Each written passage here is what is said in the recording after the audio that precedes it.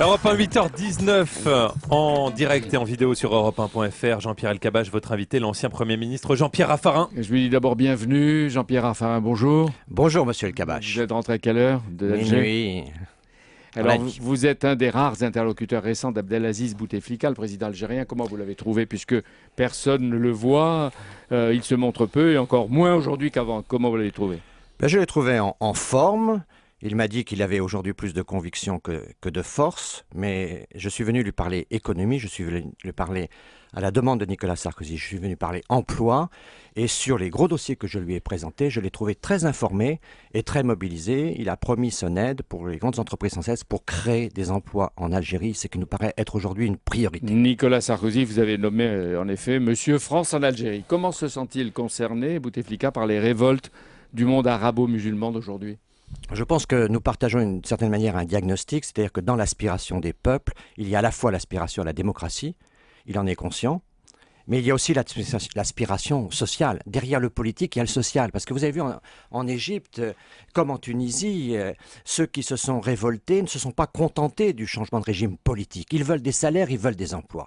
Et c'est la vision qu'a Nicolas Sarkozy du sujet aujourd'hui. Le rôle de la France au sud de la Méditerranée, c'est de créer des emplois, d'aider ces économies à avoir une politique sociale de manière à ce que d'une part la démocratie avance et que d'autre part les populations puissent trouver de l'emploi sur place. À Alger, les manifestations qui ont lieu de samedi en samedi, elles ont jusqu'ici échoué. Est-ce que Bouteflika en redoute à terme les conséquences ?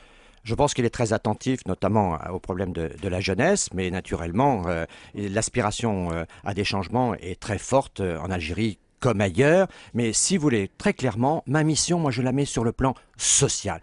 Je vais vous dire qu'il y a un problème majeur. On a du gaz et du pétrole en Algérie, mais on n'a pas d'industrie pétrochimique. Vous pensez que dans la construction d'un pays, le ciment est fondamental et l'Algérie importe du ciment.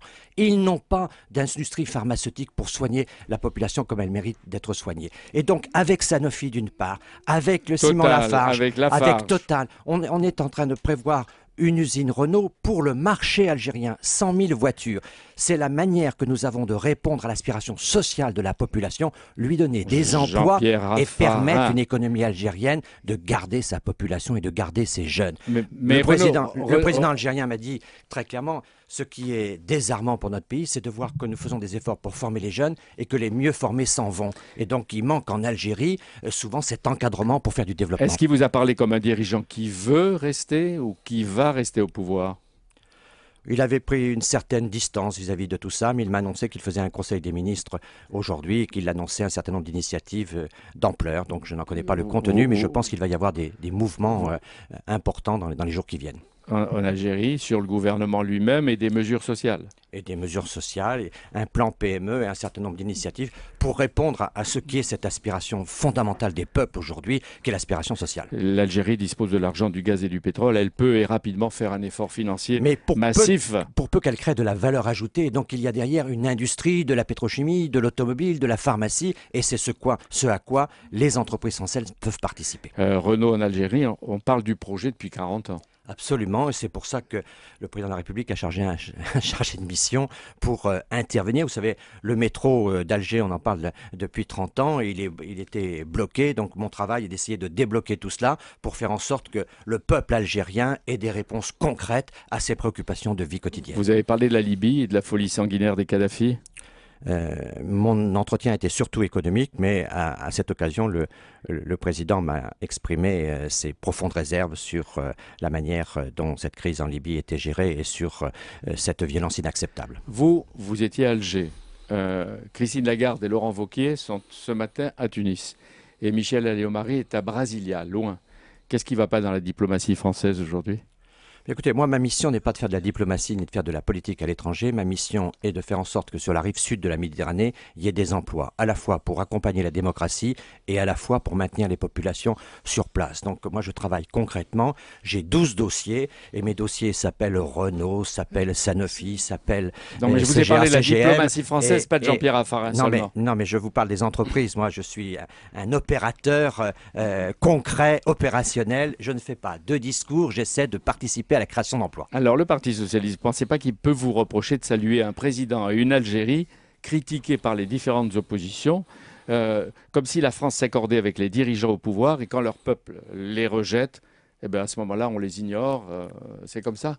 Je pense que les relations avec l'Algérie sont très spécifiques en ce qui concerne la France. Nous devons avoir naturellement une certaine réserve politique, mais nous ne pouvons pas être indifférents à la crise sociale. Et nous ne pouvons pas laisser les bras croisés et ainsi rester spectateurs d'une situation du chômage qui devient très difficile. Et donc, nous avons à répondre à l'aspiration populaire. Et le message que j'ai transmis au président Bouteflika de la part de Nicolas Sarkozy, c'est celui-ci. Avec la demande politique, il y a cette demande sociale et la France est prête à apporter son concours pour cette réponse sociale à l'aspiration du peuple algérien. Et les Algériens vous ont donné l'impression qu'ils se souvenaient de ce qui leur est arrivé il y a quelques années, pendant 10 ans, 150 000 morts, où ils se préparent à autre chose. Je pense qu'ils sont très marqués par cette période sanglante et il est clair que les questions de sécurité sont pour eux majeures. Ils se souviennent de ces conditions horribles qui ont frappé leur vie quotidienne. Ce film que les Français ont admiré des dieux et des hommes, finalement, est encore dans leur cœur.